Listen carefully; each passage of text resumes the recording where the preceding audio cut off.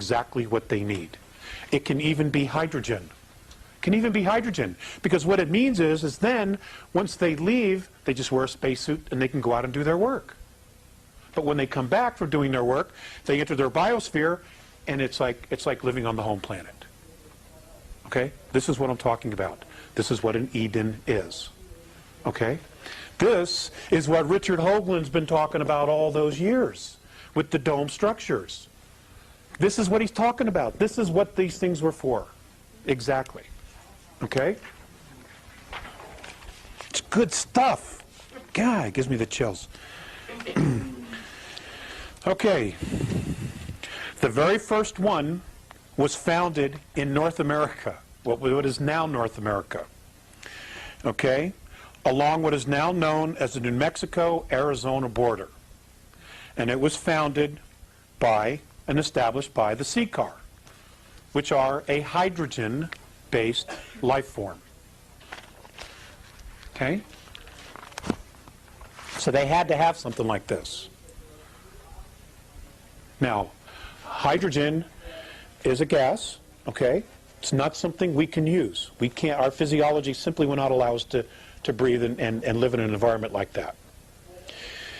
But hydrogen, the beings tend to be very large. They tend to be a little bit slower in movement. Their body frequency, the rhythms of their biosystem are much, much slower than O2. And the one thing about hydrogen-based life forms is that they cannot go faster than the speed of light in space travel. They can't. Where O2 have been known to go 4 times the speed of light. Okay? And that's been a real problem for the hydrogen-based beings. Okay? In lectures years ago, I talked about how prejudice is an extraterrestrial perspective. That's what I've been taught by Morine Faceus. Okay? So all the prejudices we have, we've learned. We've formed some of our own, okay? But the initial not liking any of your own race was taught to us by these guys, okay? Millions and millions of years ago. Okay. Now, this first Eden was created 899,701 Earth years ago. Okay? And this was by the CCAR in New Mexico, Arizona border. Okay? They still fancy the desert. They still fancy the desert, the reptilians. Okay?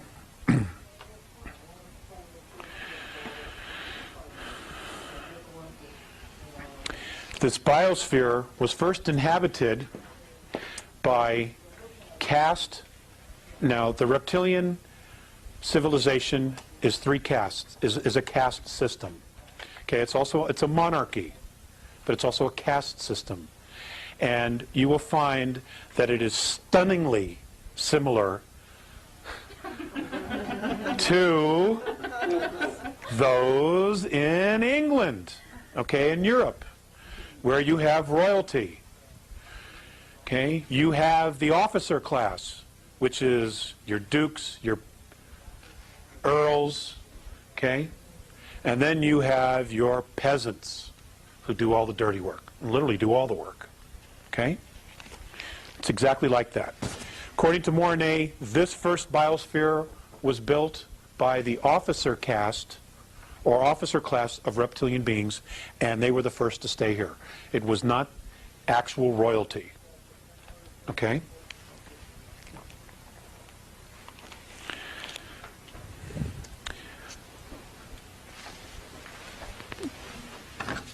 Okay, everybody have this? Okay. Several thousand years later,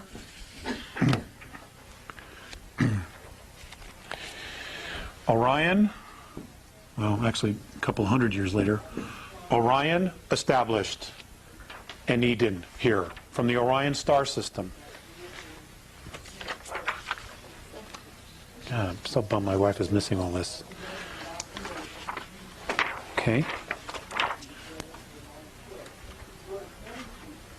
If you have your cheat sheet that I handed you,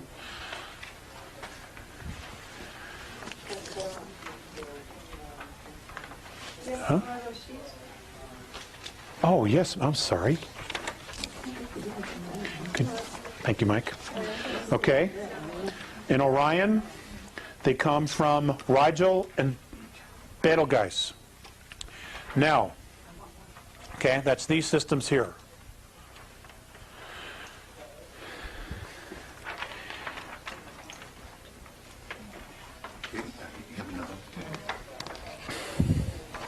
Okay, I'm glad I brought extra.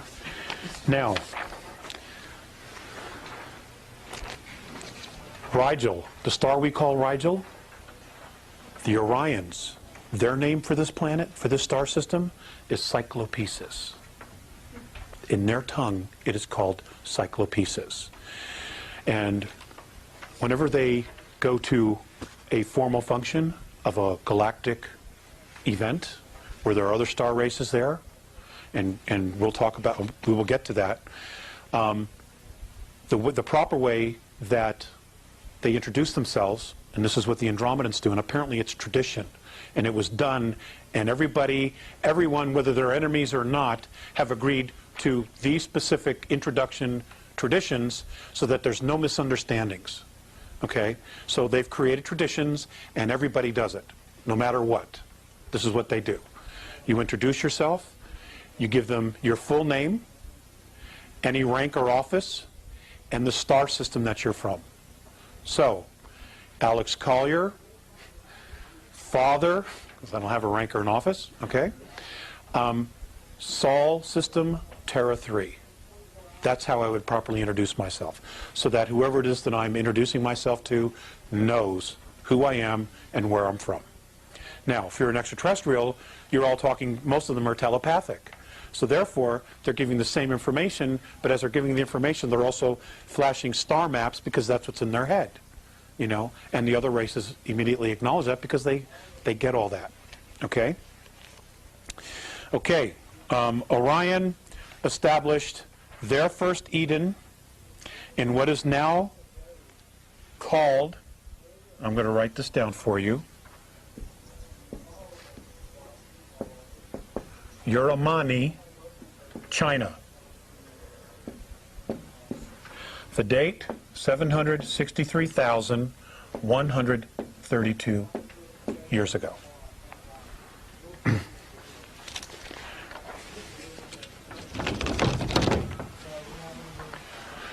Okay.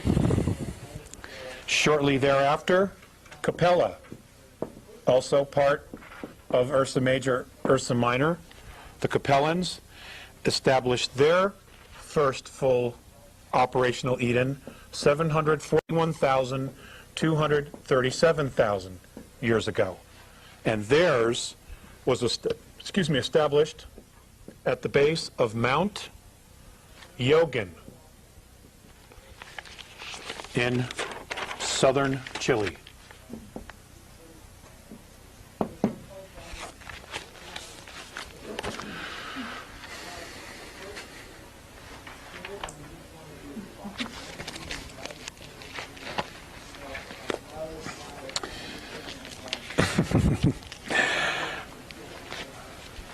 Next are the Vegans. Now this is not a plant-eating race. I just want to explain that. Okay, they're from Vega. They're also known to us as the Lyrans, who are literally our human ancestors. Okay, they established their first colony 701,655,000 years ago in North Africa, along what is now known today as the Libyan and Niger border. Okay? And I want you to know that on an archaeological perspective, from what I've been told, there in Ethiopia, there are absolute amazing things yet to be dug up there that have been left behind, that, you know, the cavemen did not build. Okay? Okay. Next, we have the Cassiopeans. Cassiopeans, 604,003 years ago. This is an entirely insexual sentient race. That's Algeria, North Africa.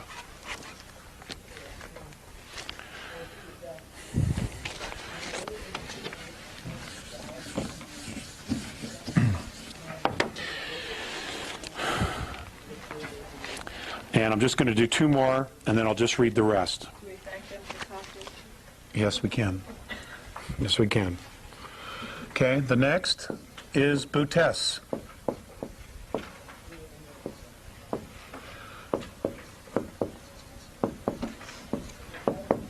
Nibiru, we know them today. They established their first Eden 585,133 years ago in Cairo. What a shock, what a surprise. Okay, Cairo, Egypt. And then Orion sent another team here, 87,300 years ago. And this one was established in Perth, Australia. Now, the Earth was not in the position that it's laying in now, okay? If you were to take the planet as it is today and lay it literally on its side, this is where they were colonizing. But these are the locations we know today. Okay? Now, some of the colonies, after they'd been here for some time, they packed up and they left. They got all the information they wanted. Okay, but the Earth is in constant flux. You got to remember, many of these are hydrogen-based extraterrestrials, hydrogen-breathing extraterrestrial races. So when they go to their home planet, it's dull compared to the very complex ecosystems that O2, that oxygen breathers have and live with. Okay, so they're extremely fascinated, and according to Moronnay, what they were trying to do was to not only study the vegetation and life forms here in oxygen breathing ecosystems, but they were also trying to genetically manipulate them so that they could take them home and make them hydrogen. That's what a lot of this was about. Okay? This is where, you know, they became geneticists, master geneticists, is trying to convert O2 life forms to hydrogen life forms. Okay? Because we're blessed. Oxygen breathers are blessed with very complex ecosystems, very magnificent ecosystems. Okay. Lyrans, again, came back 83,400 years ago. Has anybody ever been to Basque country? To the Basque? Right. Their language, nobody knows their language, where it came from. It's an ancient Lyran tongue that has survived. It's extraterrestrial. In fact, all of them are. But that one is really, really still close to the original tongue. Okay? Orion came back again, 73,414 years to Mount Neblina on the border of Venezuela and Brazil. Now, 71,933 BC, Lemuria is founded as a collective colony. Many of these races decide, okay, let's just pool our resources. And they move their Edens to a continent in the Pacific. those star nations were the Lyrans, this is who founded Lemuria, Sirius A,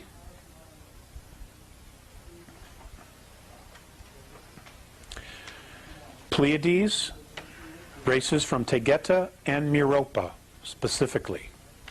Those two star systems, Taygeta and Meropa. Ursa Minor,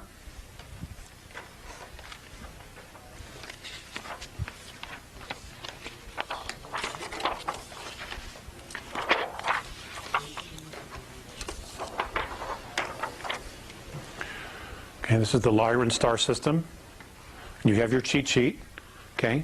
Tells you where the races were from. Okay, we were all fascinated. Everybody's fascinated. Well, I'm not, but a lot of people are fascinated with the Pleiadians. Okay, so we'll leave that up there because we're going to talk about them in a little bit. And Butes, which is Nibiru. This is 71,933 BC. Okay, Lemuria is established as a collective colony. So now everybody's working together. Okay? Good sign. That's a good sign. Okay? It didn't last, however. 57,600 BC, Atlantis is founded. Now, somewhere between the establishment of Lemuria and the establishment of Atlantis, the Pleiadians get pissed off and they leave. Okay? A misunderstanding. They come back. They come back to the star system. And Atlantis is founded 57,600 BC. It's the Pleiadians again, the Nibiru, Antarians, the Hyades, a group from Sagittarius, and the Andromedans make a guest appearance. Ta-da! Okay. Do I need to read those again? Yes. Okay. Atlantis, Pleiadians, Andromedans, Butes, which is Nibiru. You know, but you might as well know where they're from.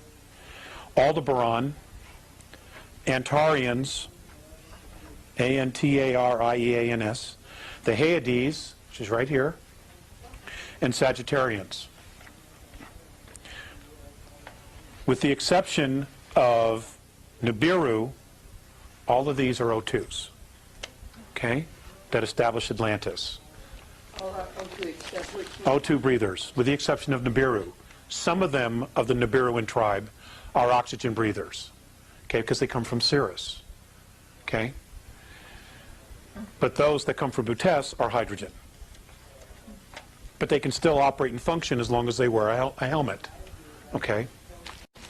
So, 31,017 BC, Lemuria is destroyed in war. Exact date is 31,017 BC. 27,603 BC, Atlantis is destroyed. For which? Okay, Lemuria is 31,017 BC, and Atlantis is 27,603 BC. When you were given the dates before, you didn't do BC. You said that many years ago. I'm adding BC. It was in my notes, I just didn't do it. I was very quick in running through my notes this morning. You didn't mean BC? Yes, ma'am. That's what I meant. So I apologize for not being more specific. Okay. Yes, I take full responsibility for that. Okay. Now, I'm not going to go into, you know, the who's and the what's and how's and why they destroyed each other. But again, let's just kind of go to the cheat sheet here. Actually, let's not. Let's just do this. Let's do this. I'm going to, actually, I'm doing pretty well here on time. So,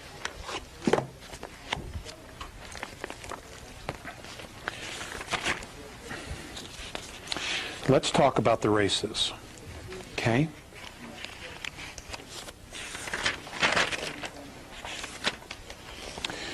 Let's talk about the sea car. Alpha Draconis, the ancestral line of the reptilian races in our galaxy. The sea car themselves, according to legend, do not know exactly where their home system is either. That's how big the universe is, or the galaxies are. Okay, the universe. Okay, that's how big it is. According to the Andromedans, there are 100 billion galaxies known and mapped in the known universe.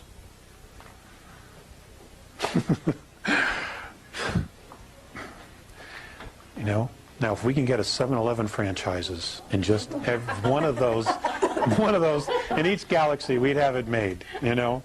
Or a coffee shop, even better. Legally addictive stimulants. Let's just do that. Yes. Okay. I'm just going to give you some things about each of the races, or several of the races anyway. Okay, because I want to take a break in just a little bit, and I want to finish up. I want to take some questions, and then Mikey's going to do some sharing. Mike Russ. Okay, the sea car. An absolute amazing race. The oldest known reptilian race in our galaxy. They are, in fact, the only genetic line of their kind that is not extinct. Now, when we talk about that's extinct, they have found remnants of others that came after but were extinct. Most of the reptilian civilizations that we know of today, in Butes, Orion, Capella, you know, the ones that are on the list here that I've given you, okay? And I, in fact, will put the slide up so that the folks that buy the video will say, well, what the heck is he talking about? Okay, we'll put that up. Okay? And then we'll move it up. They are all genetic manipulated half-breeds of the original sea car race. Okay?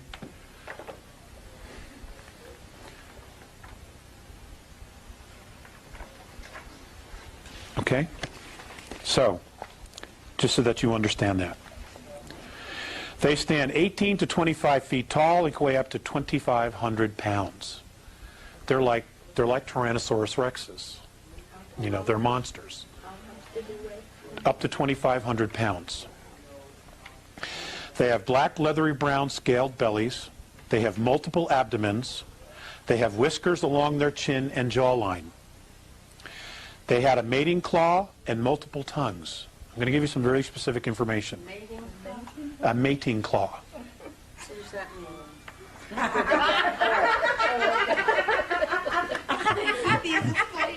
Honey, Robin, you need a mating claw. Well, we'll find somebody that's got a mating claw. And multiple tongues. Okay? They lay eggs. And what is called a battle hormone is used to accelerate the birthing process. They're male and female? Yes. They are a duality. This is why ancestral females did not participate in war. It's because if they did, there wouldn't be anybody there to help with the eggs. Okay? They also have to be there to secrete this hormone. Okay? I'm only sharing with you what I know about them, okay? I'm sure there's a lot of questions. Okay. Did not participate in war. Stronger young females were expected to defeat and kill older and weaker leaders in ritual combat. The sea car race is ruled and managed by genetic lines, genetic lineage. And genetic lineage always follows the mother, because you always know who the mother is. You don't always know who the father is.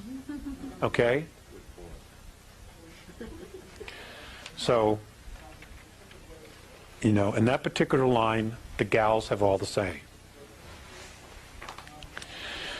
Ruled by a monarchy of a queen genetic lineage, they are one of the most powerful races in the galaxy. They have some of the greatest military might that has ever been seen in the galaxy. And most of the clan members are zealots and will do anything for the glory of their clans, of their lineage.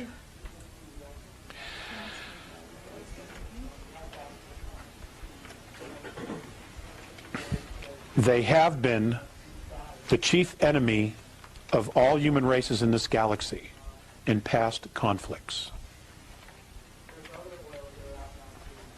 Again, we're talking about hydrogen. Hydrogen breathers versus oxygen breathers. They have 3 spinal columns. One spine is located ventrally near the stomach. The other 2 are located dorsally on the left and on the right of the sea car's body. The spinal columns join near the dorsal of the geometric center at the extreme posterior of the trunk to form a long and very powerful tail.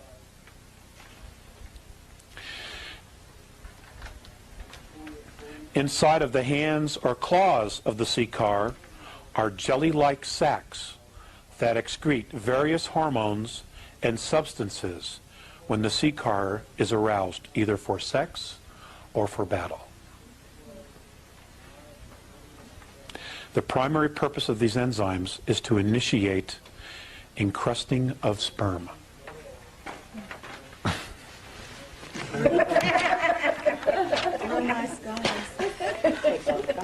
Okay? You know, hey, you know, there is an amazing amount of life out there. And, you know, they look at us and they think we're beasts as well, honestly. Okay? Now, I'm going to talk about the Lyrans.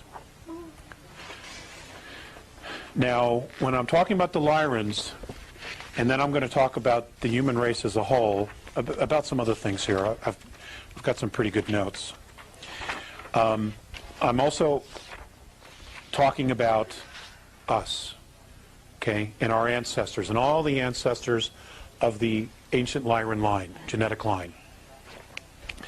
Okay, now before I even get to that, I'm going to read the first sentence that I have on humans. The human race is unusual in having all of its members' race derive from one genetic line.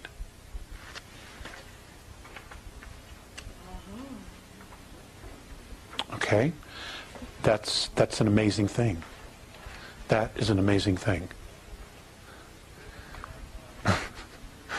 Okay? So, now let's talk about the Lyrans, and then we'll talk about humans some more. Okay? We'll talk about the Lyrans. Their skin color is amber, blue, and or red.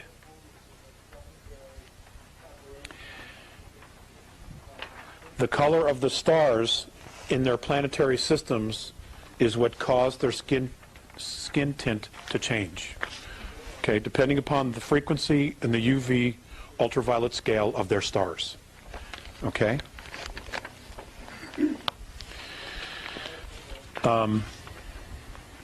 They're mammalian of mammalian descent. Okay? They are the only human race to have full empathy senses and full psionic abilities, and have experienced quantum probability control. I'm still working on that. Okay? Well, you understand these are extraterrestrials who know what this all means, okay?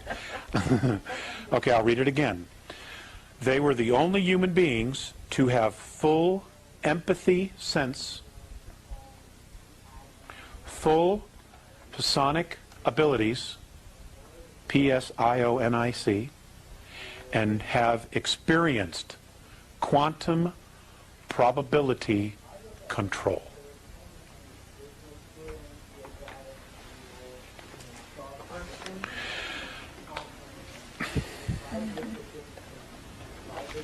Okay. They are also considered today a retired race that has very little intercourse with other main civilizations. In the past, on Earth,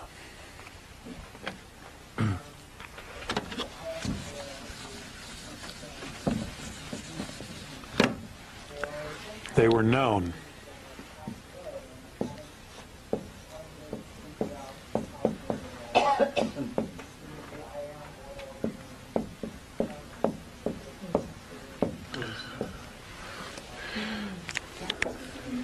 Yes, that's what they were known as. I can't read your writing, I'm sorry. Oh, I'm sorry. Bodhisattva. It's B-O-D, B-O-D-H-I-S-A-T-T-V-A. Yep.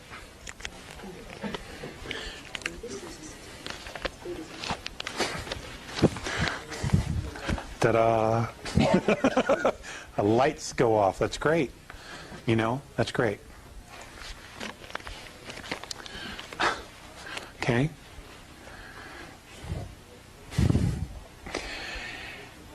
They have been known to monitor and provide guidance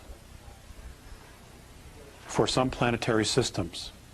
Some planetary systems today see them as their protectors and guides. They're worshipped, in other words. What's interesting is that the Lyrans prefer to live on ringed worlds. They just have a preference for living on ringed worlds. And on the Andromedan Council, they are known as an elder race, which carries great prestige on the Council. Because extraterrestrial civilizations, ladies and gentlemen, really pay close attention to genetic lineage. Okay, now we're going to talk about the human race as a whole, the Andromedan, how the Andromedans see the human race. Okay, and I'm doing this for the people at home so that they can all write this down. Okay.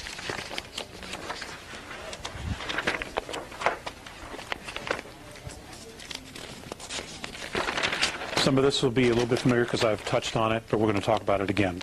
The human race is unusual in having all of its member races derive from one genetic line. This accounts for the remarkable causal interactions, casual interactions of the great human civilizations. But for better or for worse, human galactic civilizations, even if they compose a single clan, have diverse evolutionary histories. Okay, each culture is very different in the way that they've evolved. Okay? Not as a species, but as a culture. Okay? I want to be specific to that. And misunderstandings and conflicts have occurred. Traditions exist to minimize the likelihood of misunderstandings and to lessen the negative consequences of any miscommunications that might occur. So they put in place, they were sentient enough to know that they needed to put things in place to try to minimize human versus human war. Okay? Well, not on this planet. No, it didn't. You know, and I think they're still working on it. Okay? In addition, the behavior of individuals does reflect on the species and the clan.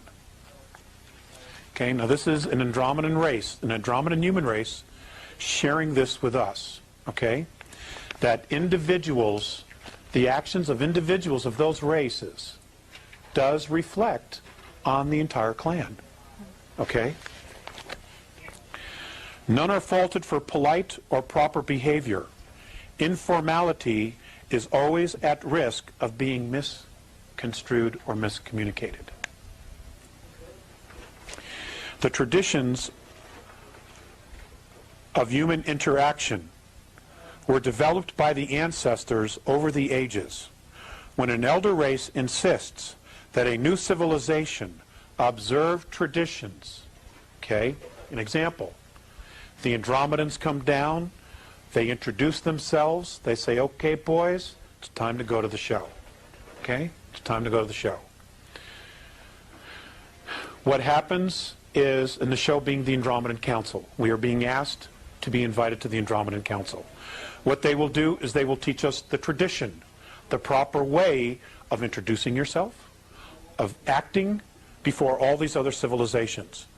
Because you will be misinterpreted if you walk in, hey, old man, what's happening? You know, it'd be completely misunderstood. Okay?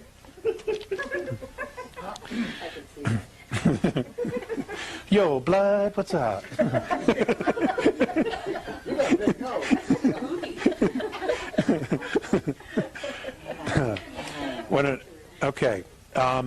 That a young civilization observe traditions. It helps the young races build a culture that will function well in galactic civilization, as well as help guarantee that this young race will become a virtuous and productive member of the galactic commonwealth. That's exactly Mornay's verbiage. I took it word for word. The galactic commonwealth. Okay? It is important that all humans be as polite as possible. This helps both the young and the old cultures, because many old are socio-biologically dependent on ritual. They have become so conditioned that this is just the way you do it. And their civilizations, their traditions are so deeply embedded that they're not going to change. Okay? We have that same situation here on our planet. We do.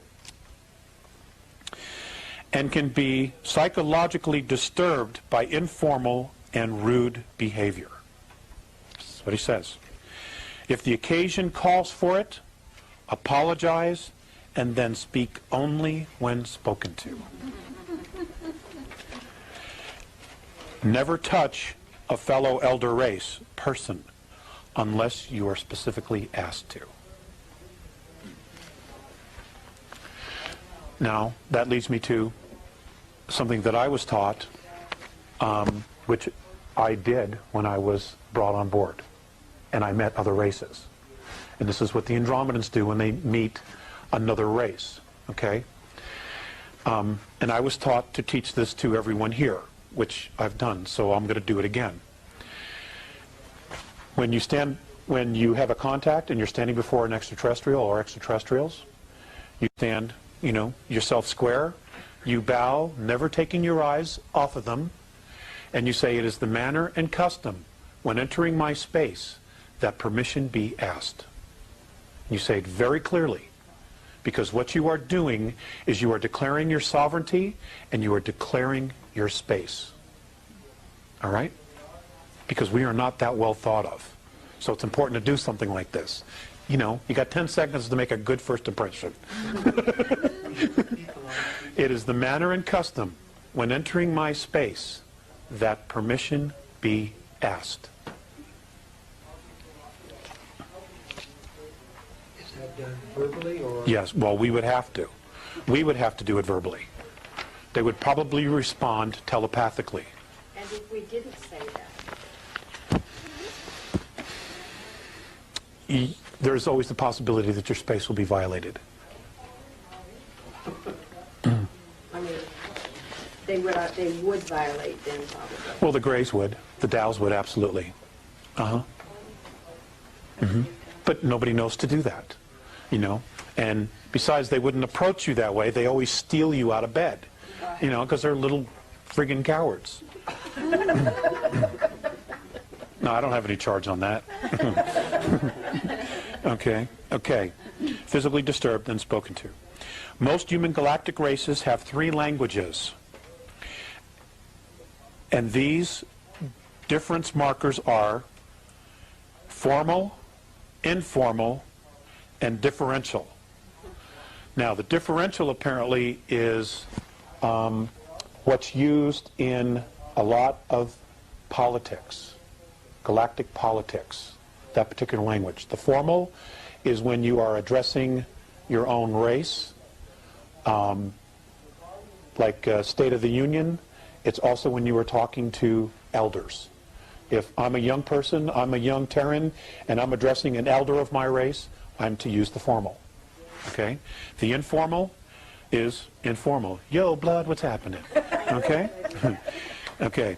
The informal marker is not used ever in public. Always ask if both parties are comfortable with the informal language. So I would have to say, Mike, do you mind if I talk trash? And Mike would have to say, sure, man, talk trash. Okay, and then we're both agreed and I can talk trash. It's probably a bad example, but okay.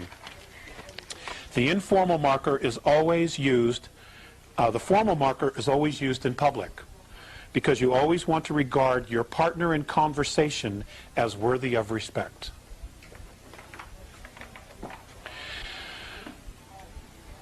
The prestige of a mature race is always subject to debate. The general rule of respect, the general rule is the first measure of the general rule of prestige is number 1, the age of the race. Okay? The age of the race. The second index is the race's lineage. Okay, it all comes back to genetics. The third index is the number and size of the race, or the clan, or the tribe. Okay? In standard introductions, always include identification by full name, species name, and irrelevant titles, and your home planetary system. Which is the clan. Yes, which is the clan. Okay. Name, rank, and Serial number. Name, rank, species name, and planetary system. did you say we're Earth, Terra 3? Earth, Terra 3. Or Sol, S-O-L, Terra 3. Because our star is known as Sol. We are Terra, which is third planet, okay? Third rock from the sun. Now, if you were in Mars, you would say Sol, Terra 4. Okay? Okay. Okay, we covered that. I'm going to talk about the Greys. The Dows. D-O-W is how the Andromedans refer to them. You guys want to take a 5-minute break? Want to take 5 minutes? Okay, and then we'll come back and we'll continue. Are you guys enjoying this? Okay, great. I don't like it. Okay, well, you're not getting your money back. Okay, cool. We're going to take a break. Joe? Yes. Now, the question was, we're going to talk about the Dows. The Dows are the reticulans, number 7 on your list. Okay, let me change this.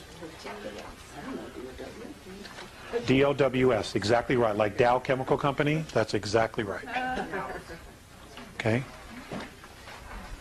Okay, for those of you at home watching the video, okay, the Andromedan word for this particular race, when tweaked and converted into English, is Dows.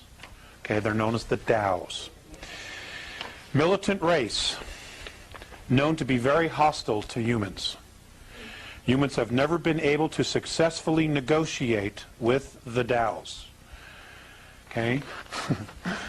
I'm sure that our military wished they knew about this in the 50s. Okay?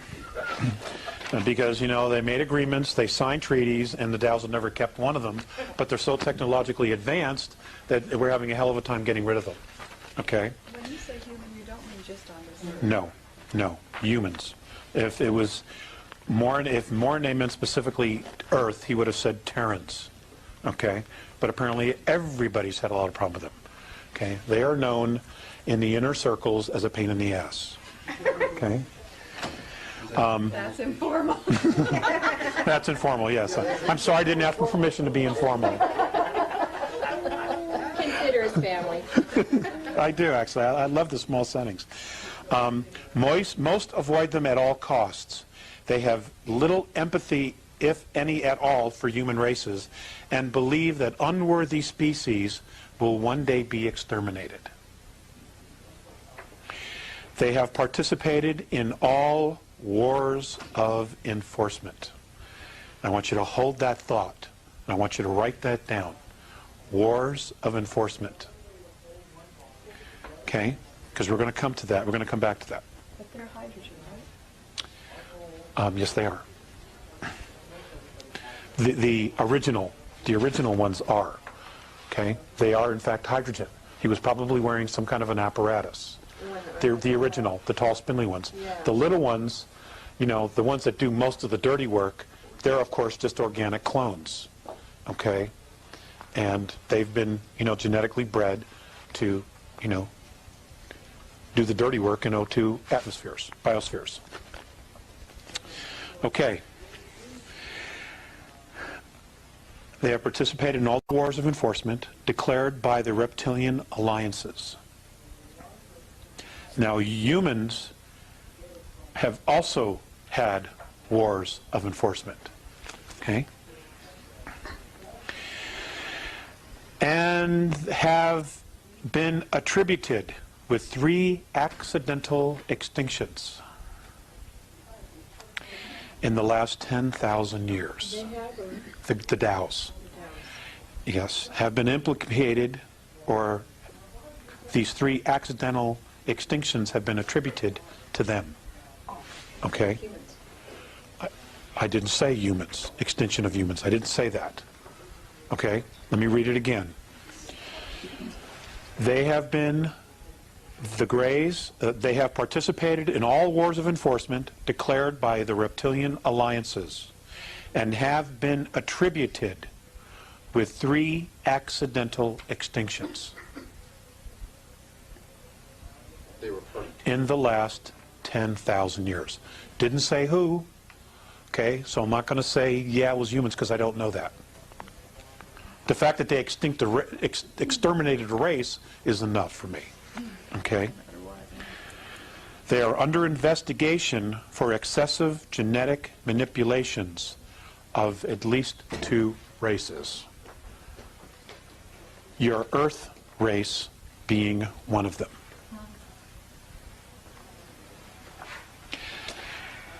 And something else he added as an afterthought is that they do not experience childhood.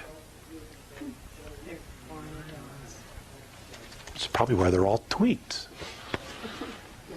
Okay? They don't experience childhood. Okay. Wars of enforcement.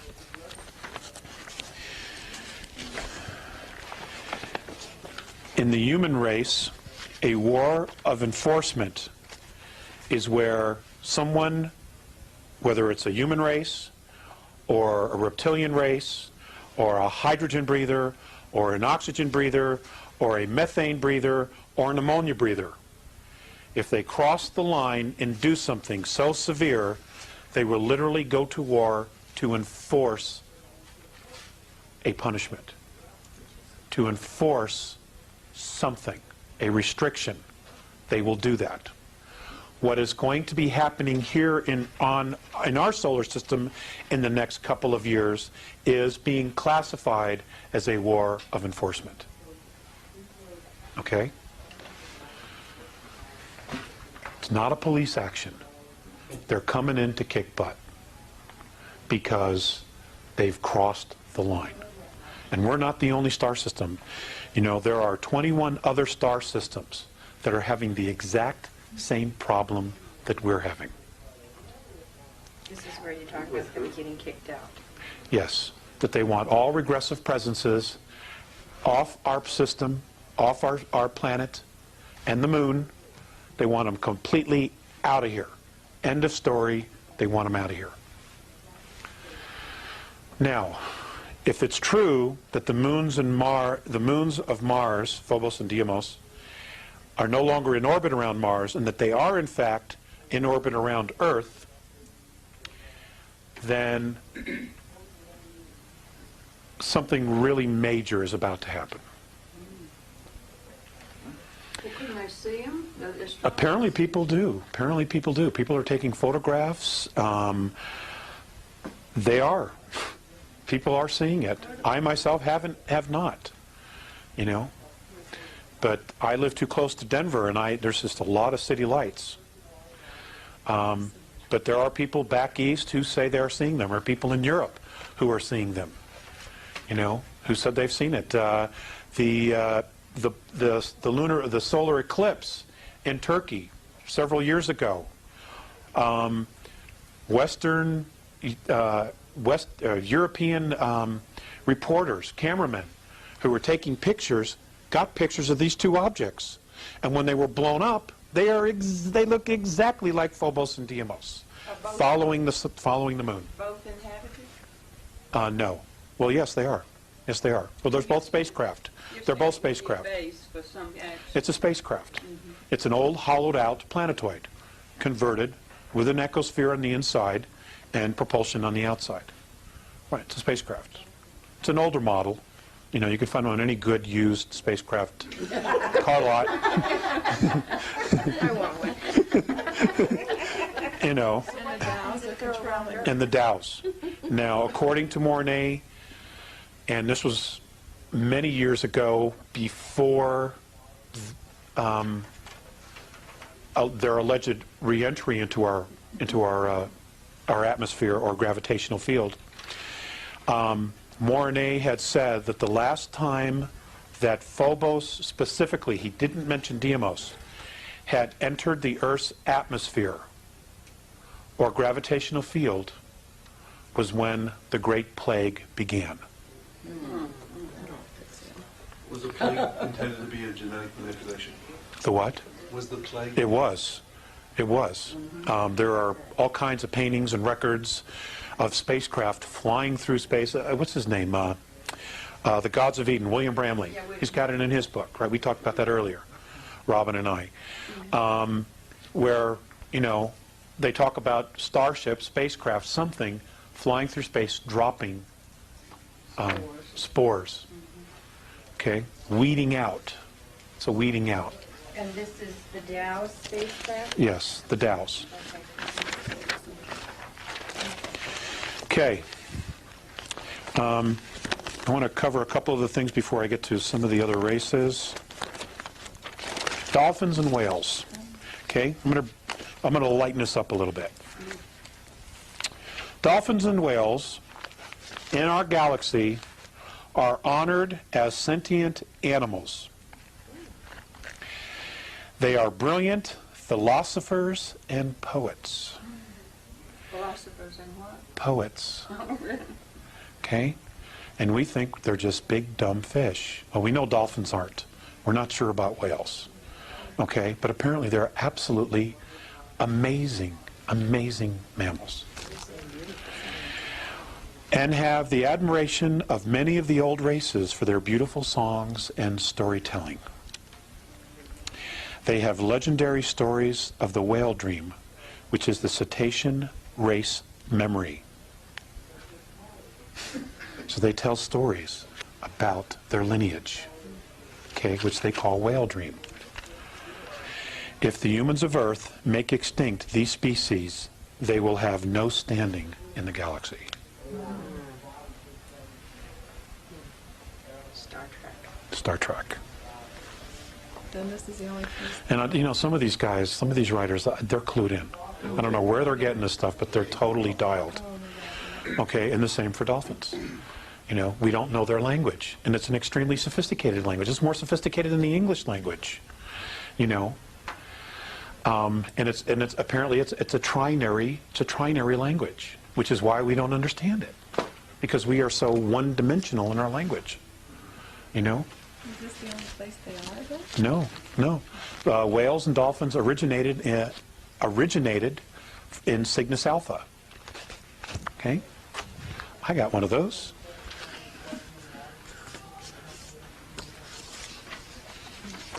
I'll tell them more about the dolphins. Huh? I'll tell them more about the dolphins. Okay. Okay, now if you look on your little cheat sheet. Lift the lid of the... Oh, yes, you're right. Gotta keep an eye on me.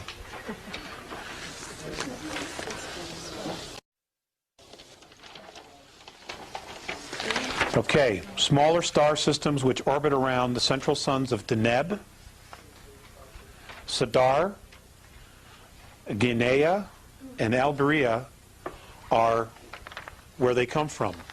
The largest population of whale and dolphin life is right here. Okay? Within this collection of smaller stars are thousands of star systems.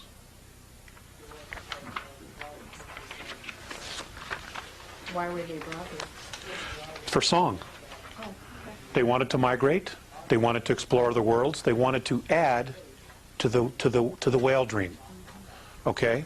And they were brought here millions of years ago, and they are recording. You know, and my understanding is that when they birth the young, they teach them the song. Okay? And the song is the story of the lineage, of their lineage, and the history that they've learned of the home world that they're on. That's the song that they sing. They're singing the song of the story, of the lineage. Okay? And it's, you know, one right after the other. They teach them everything they know. It's amazing. Absolutely amazing. Okay. Okay. Just going to touch on H2 and O2. Hydrogen, the hydrogen life beings were threatened or felt threatened by O2 life forms because O2 life forms have a much faster rhythm.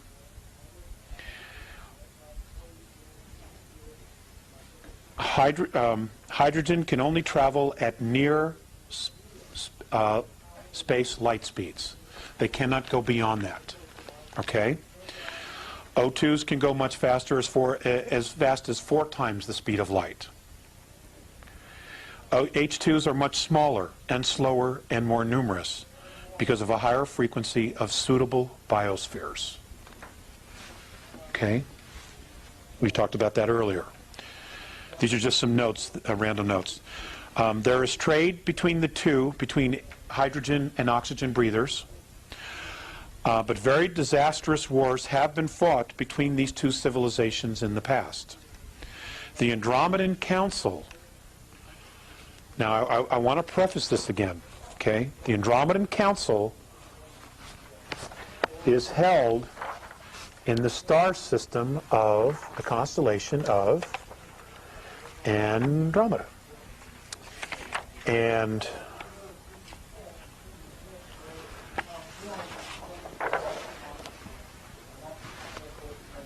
okay, and it's here at Mirosh.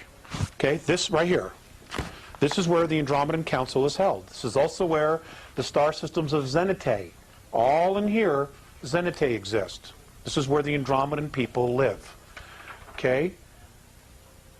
These systems right here is where the Andromedan Council is held. They are Yes, they are.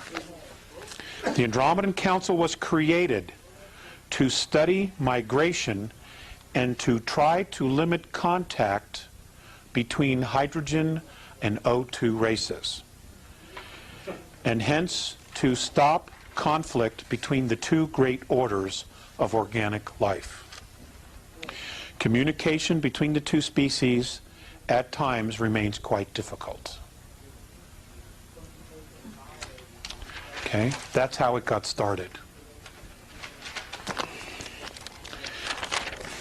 Okay. I think basically with the hydrogen form, you should talk very slowly. Yes, you should. Everything you should say. And you absolutely want to use the formal, polite language so that nothing you say is misunderstood. Okay? You will know that because they will be wearing some kind of an apparatus over their nostrils. Now, those nostrils could be almost anywhere depending upon the species. Okay? If they're wearing a suit or some type of a helmet, then you can assume that it's a hydrogen. Okay? Or a methane or an ammonia. Okay? Because if it's an O2, an oxygen, he will not need that apparatus. Okay, the Andromedans. These are just some brief notes, and then we're going to do some questions, okay?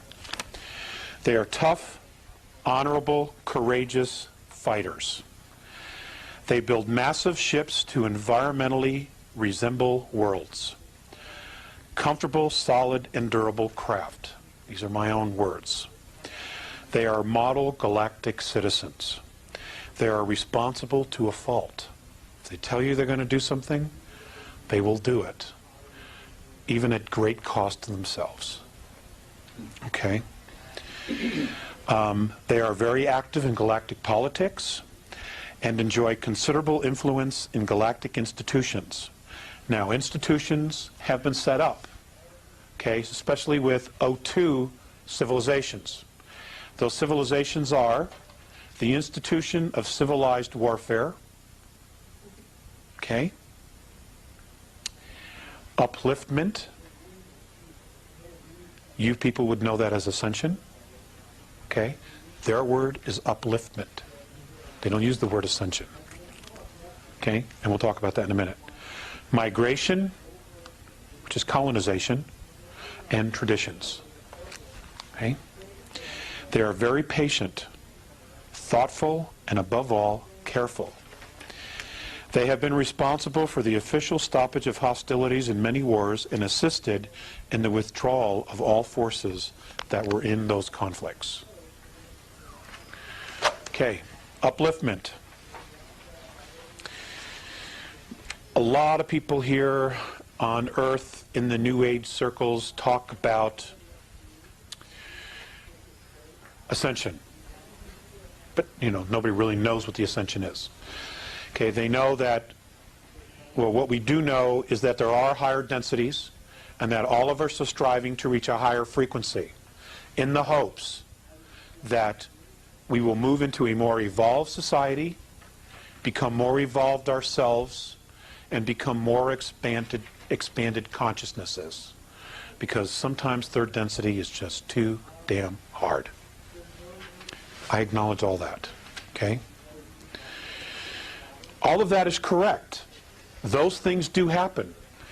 And there is archaeological evidence in the galaxy of races that have actually changed their frequency and moved to a higher level. That's a fact. But it is not called ascension. It's called upliftment. And apparently, none of the races that have done this have done it by themselves. They have always had someone help them out of the mess that they're in. Reach down and basically mentor them to the next level. Does that mean they don't have a body anymore, physical body? No, they have a physical body. There's physicality in all the dimensions.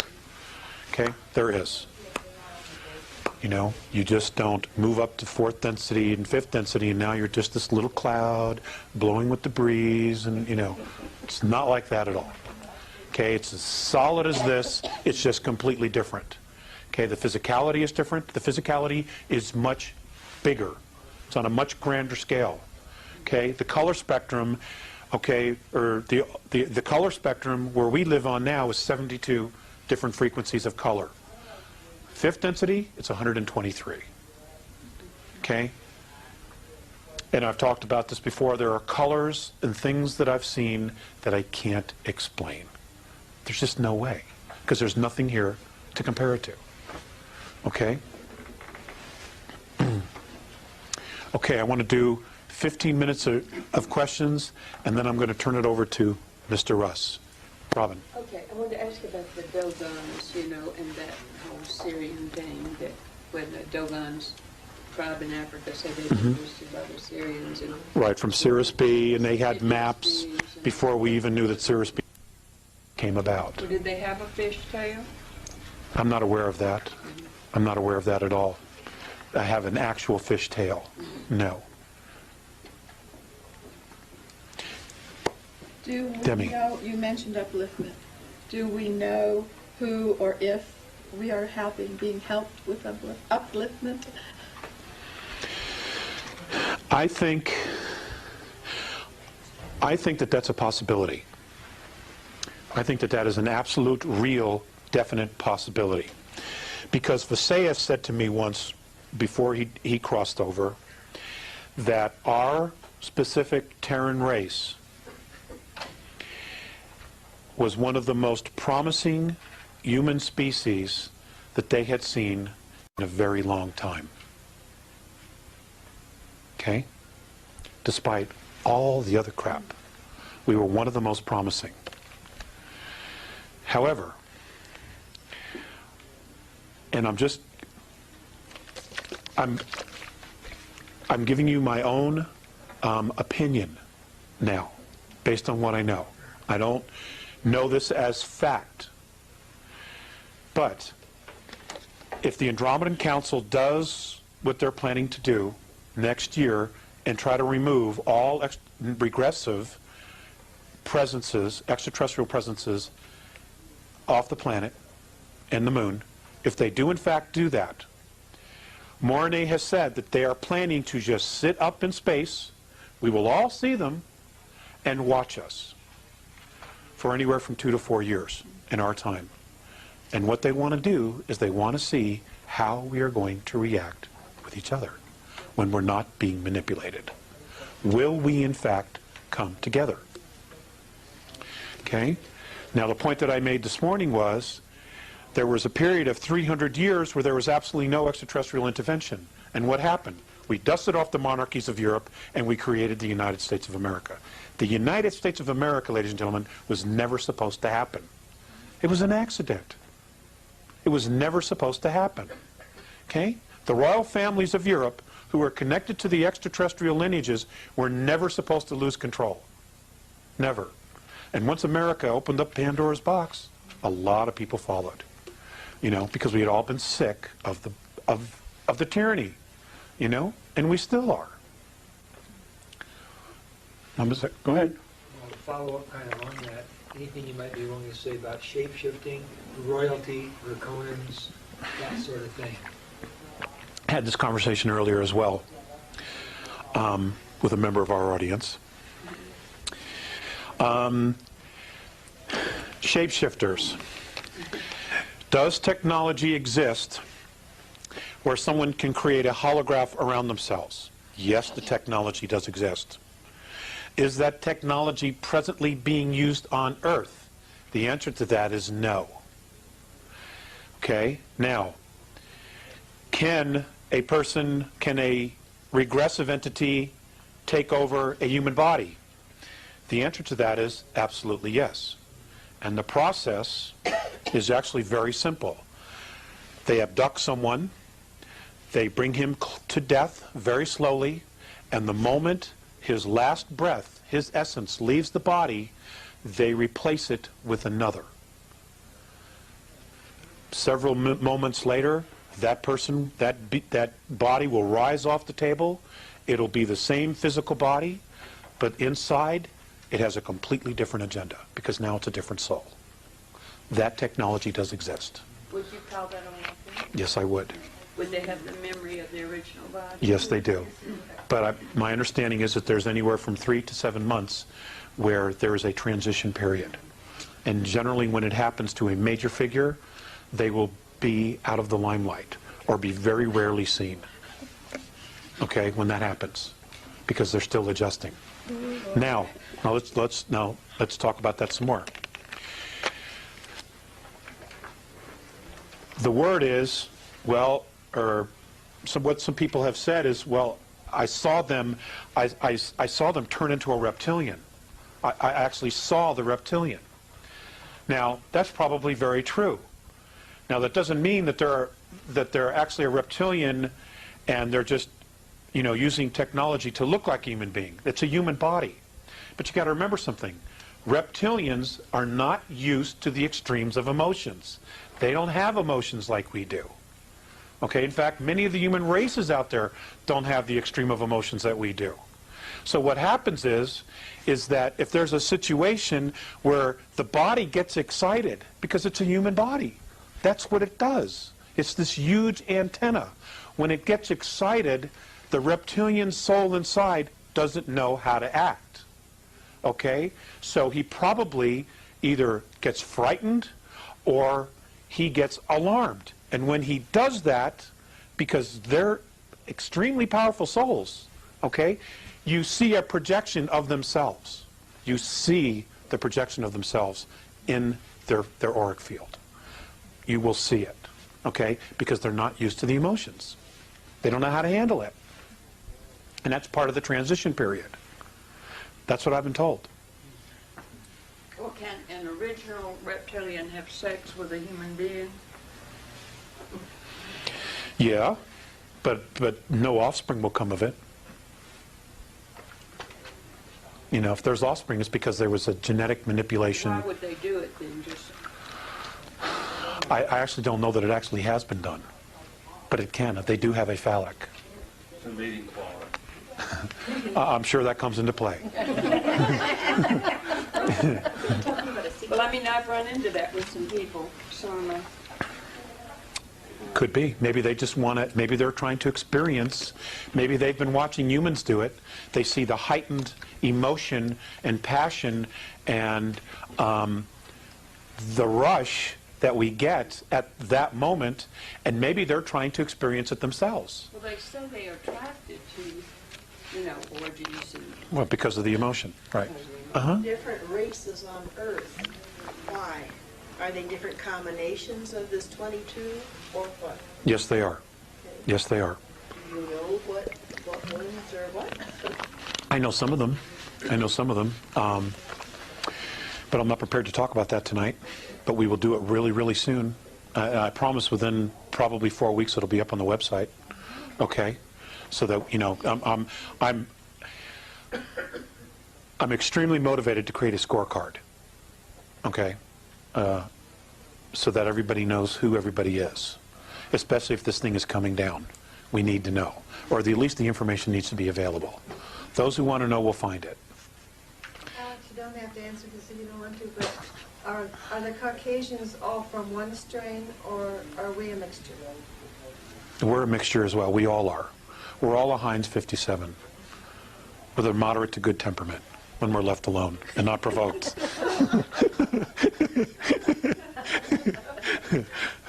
Dave? When they remove the regressives, that must mean Washington's going to be 9 on the empty, but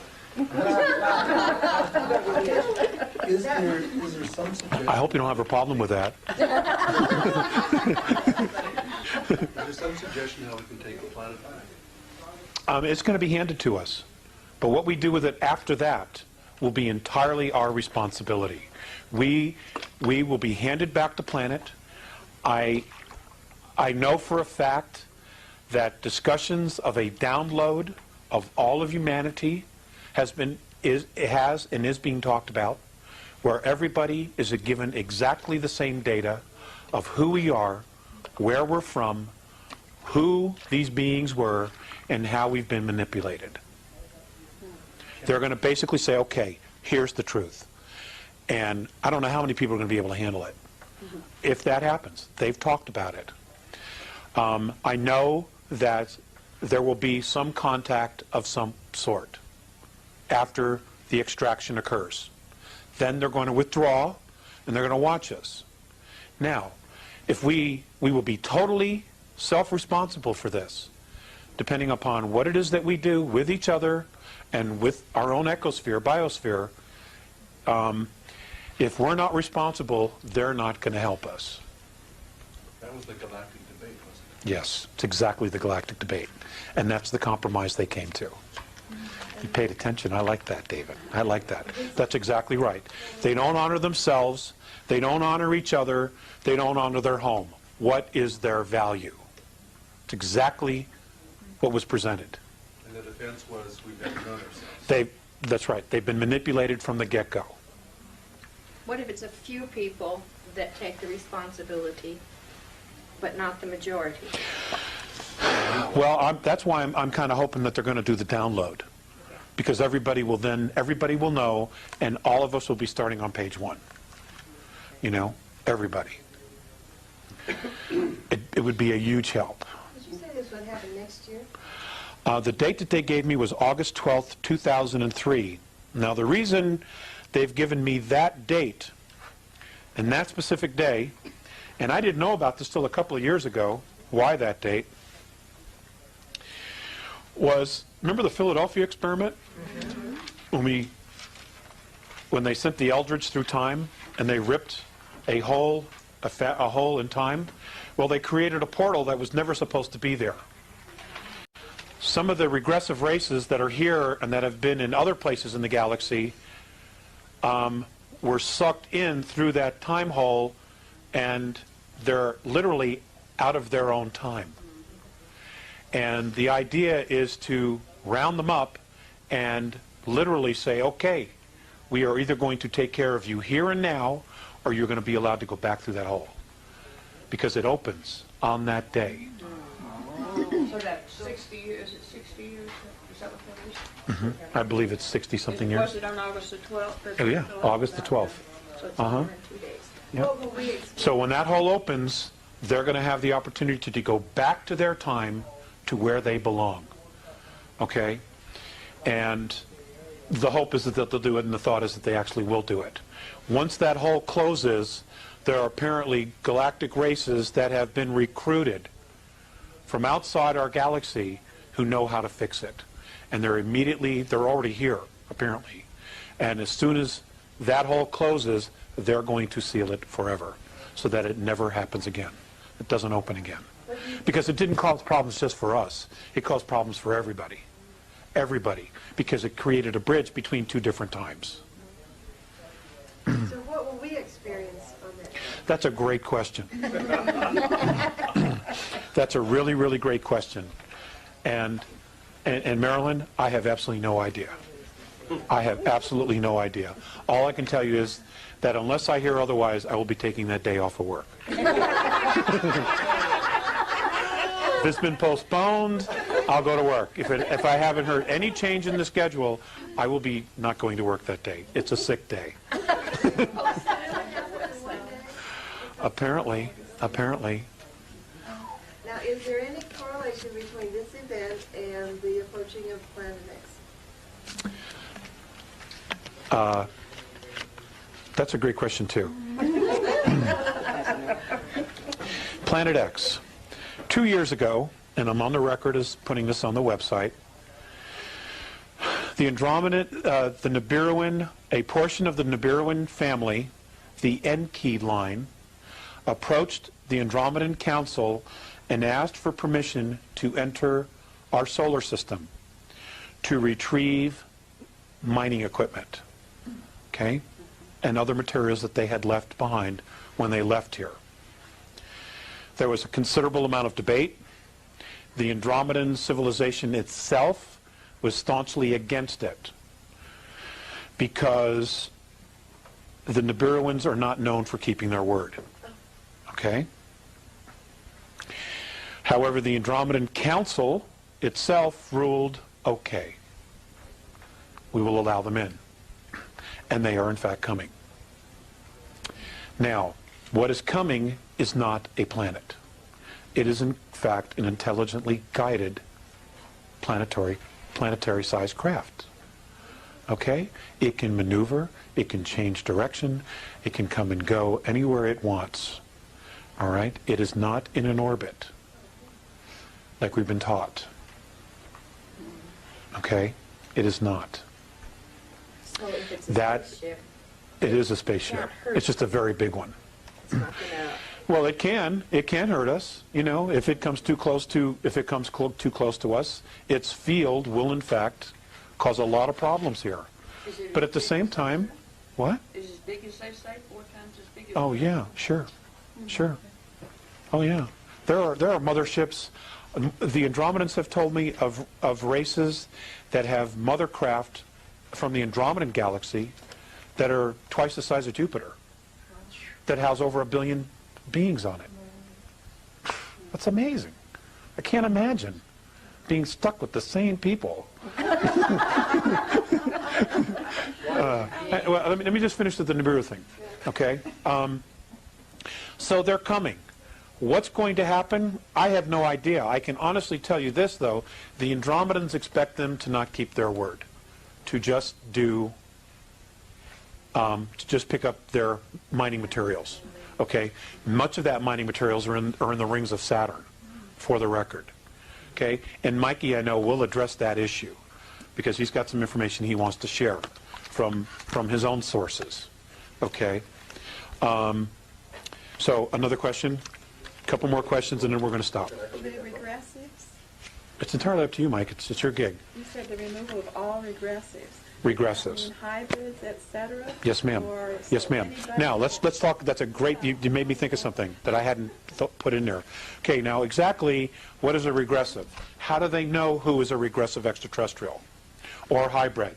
Okay? The Andromedans monitor when they start, and they come in, send in their teams to start studying a planet, a race, for induction, for mentoring. What they do is they monitor their chains of thoughts. Okay? And it is by their chains of thoughts that they can tell who's evolved, who's regressive, who's benevolent, who's empathetic, etc., etc., etc., by the chains of thoughts. They have technology that literally, it's not like it's more than just a picture of a brainwave. Okay? It's like a photocopier. Okay? It literally, you take a brainwave and creates a picture of an intent and of a thought. And if they see a chain of thought that's very regressive, they're marked. And they know exactly where they are and who they are on this planet. They know exactly. There's regressive. You know, and they're not the only ones. There are other races that are part of the council. You know, there's 38 different races in our solar system and just outside of it right now. Okay? And they're all sharing data. And they're just waiting to find out what's going to happen here, to get to go. Would the regressives include humans who are aggressive too? Yes, yes it would. Absolutely. Uh-huh. So it's not anything to do with your percentage reptilian or anything else. It's a lot of other things. Like It's a lot of other like things. a Hitler would be But considered a regressive. He would be considered aggressive, but is he a walk-in? If he's not a walk-in, he stays.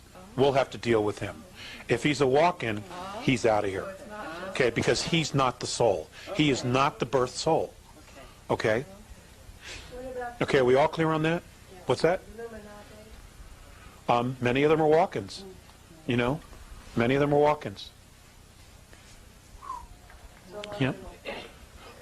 There is one family, and I've been told not to say because it would get me in a lot of trouble, but I'm going to tell you the circumstances. There is one family where the children are birthed of a line, okay, and when the child reaches 3 years of age, the exchange takes place. Yes.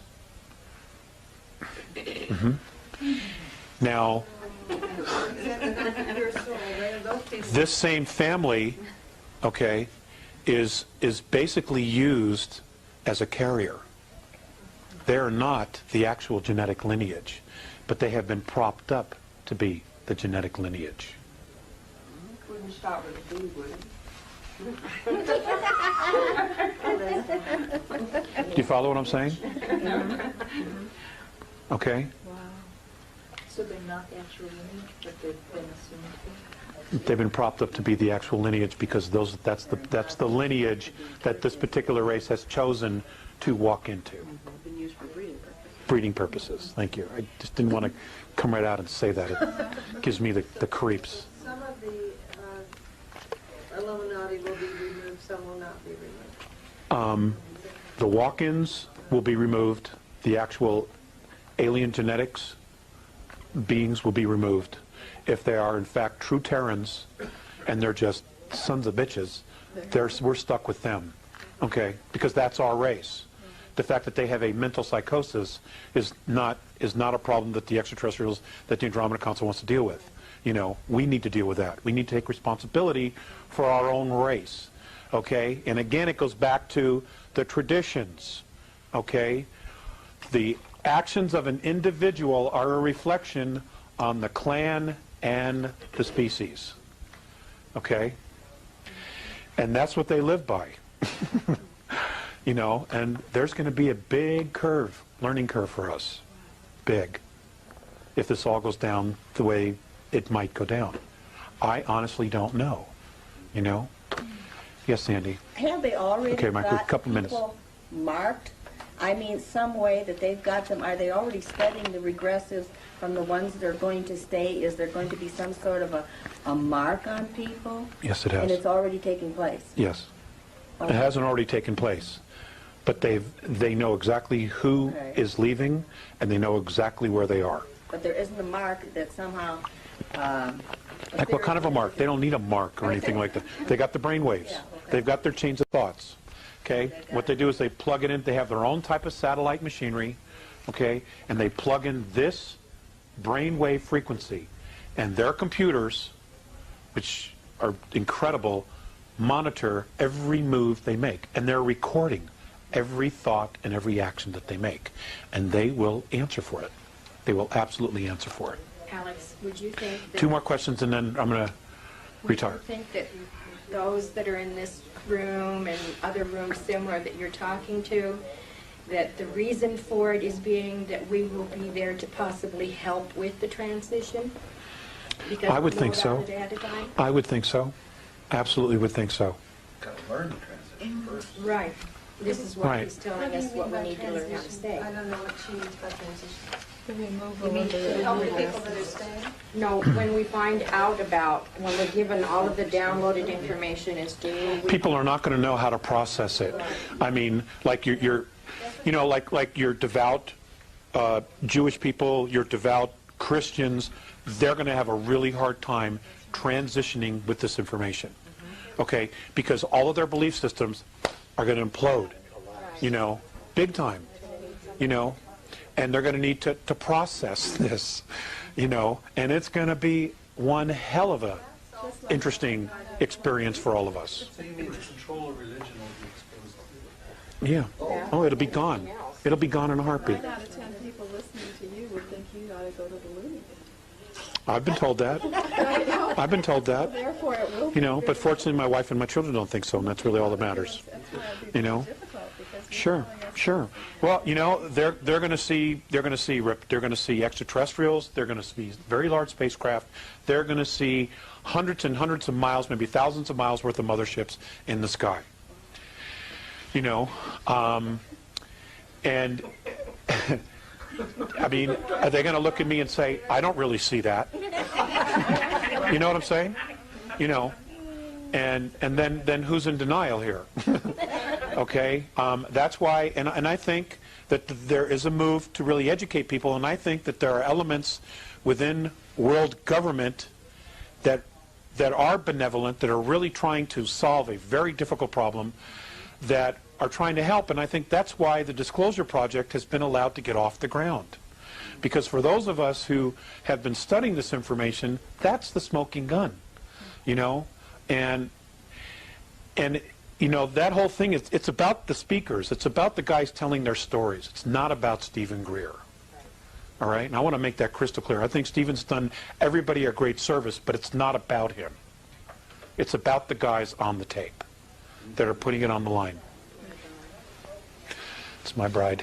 Because Baby fell asleep. Even people like us here, it's almost mind-boggling. Yeah, it is. The enormity of the whole situation. My wife and I talk about this stuff at dinner. We've had Mike over to the house several times, and you know, we talk about it.